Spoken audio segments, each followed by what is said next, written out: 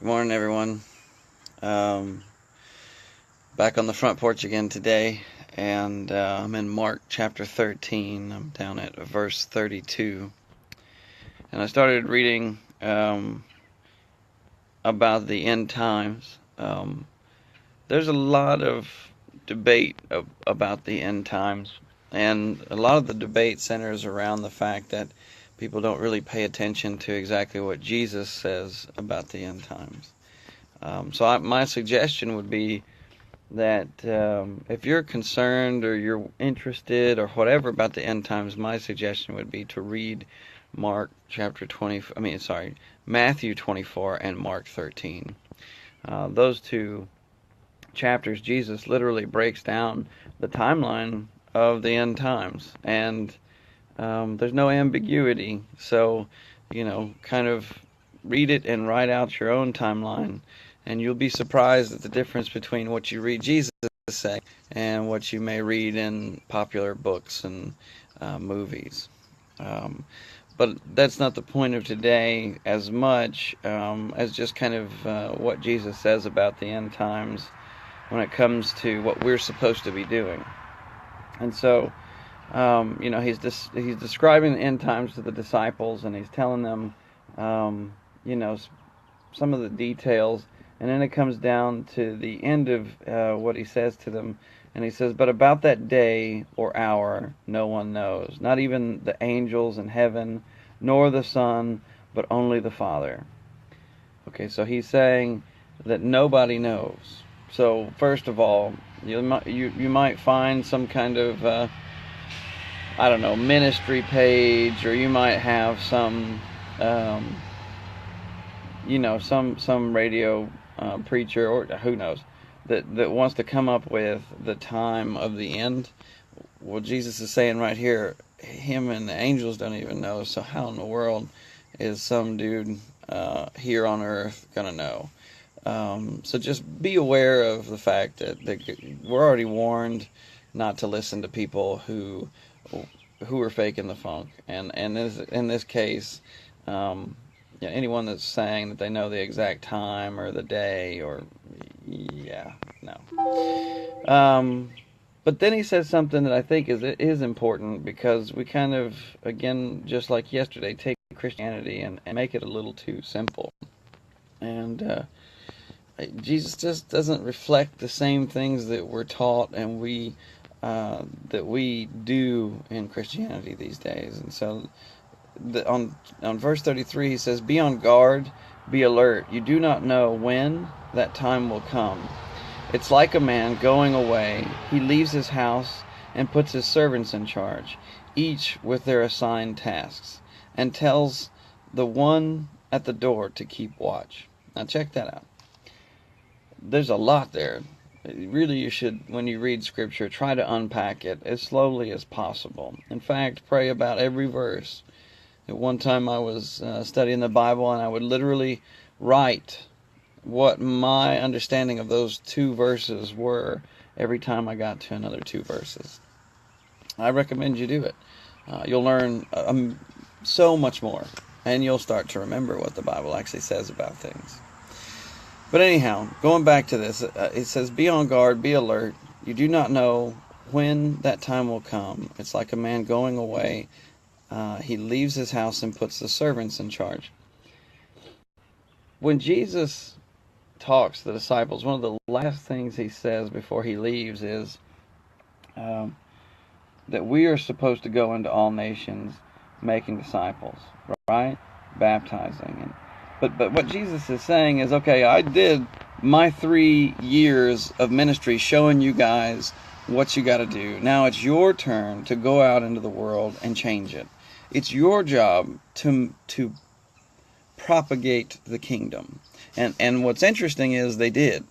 You had like 12 dudes, and technically 11 that he initially sent out, but people don't realize there were more than that. But those 12, at the very least, those 12 were the reason we have Christianity today, especially on this side of the planet.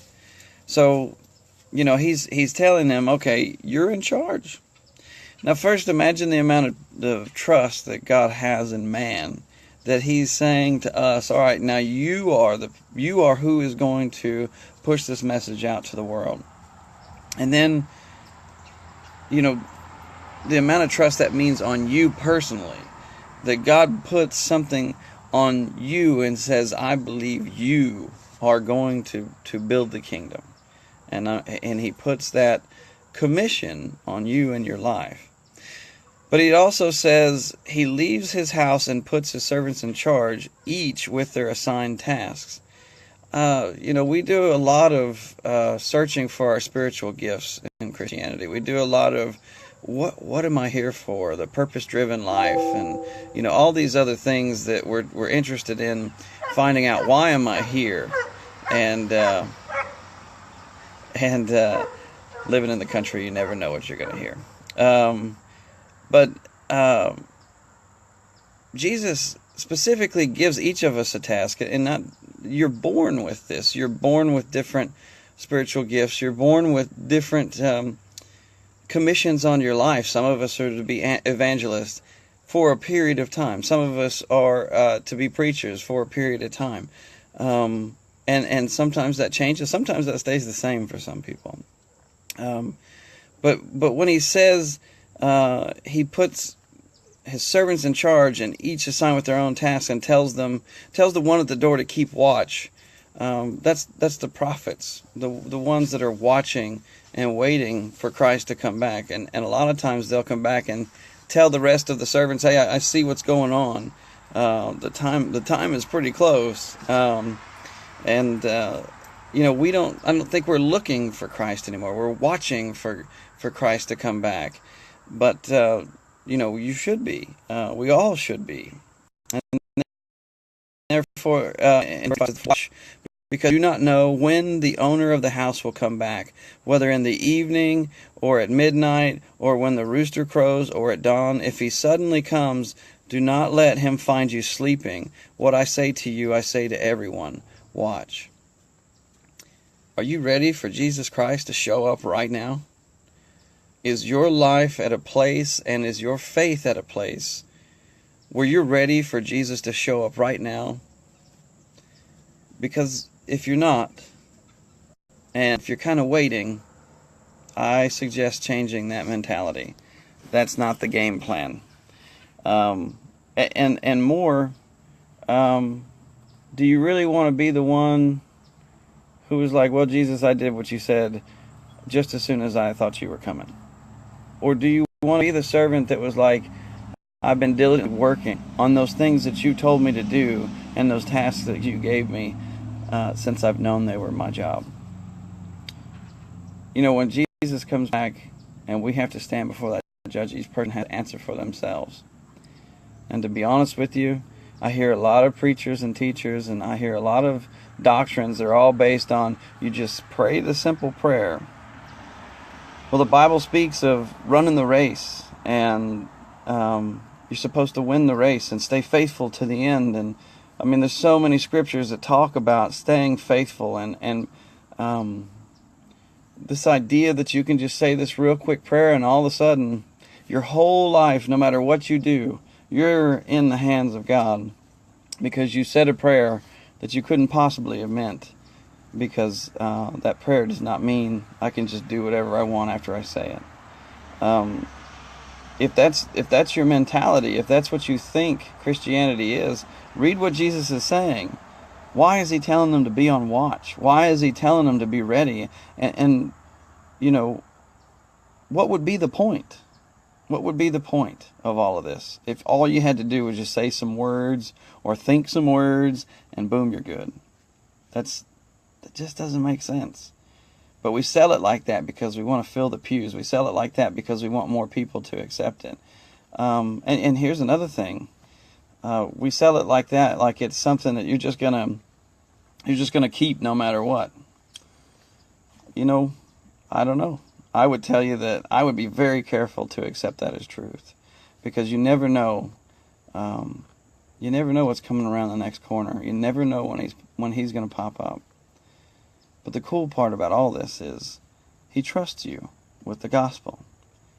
He puts the gospel in your hands. And He trusts others' lives with you. He gives you not only the responsibility, but He gives you the capability to go and change this world. You're literally a world changer when you become a Christian. You can literally do things. Jesus says, you'll do even greater things than I did. Imagine that. He healed people. He walked up to people and He knew about them before He even knew their name. You'll do even greater things than I did.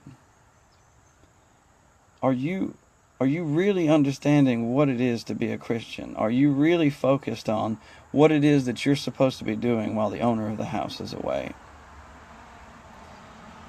It always motivates me to read these scriptures because I think about where I am. Am I doing this at work? Am I doing it at home? Am I doing it when I'm at Walmart? Am I being the ambassador for the church that I'm supposed to be, the ambassador for Christ?